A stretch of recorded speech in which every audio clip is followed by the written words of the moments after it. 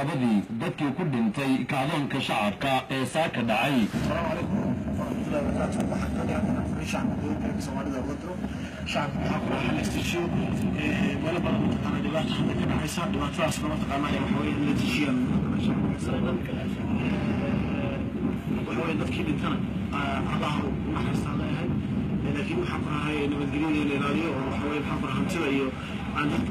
waxaan farahay isla markaana waxa weeye waxaan farahaa dadkii dhintana Allah u naxariisto intaasaa doonaya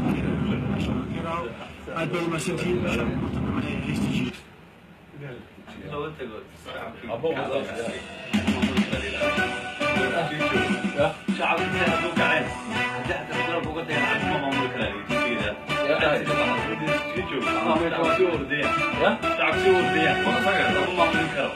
هذا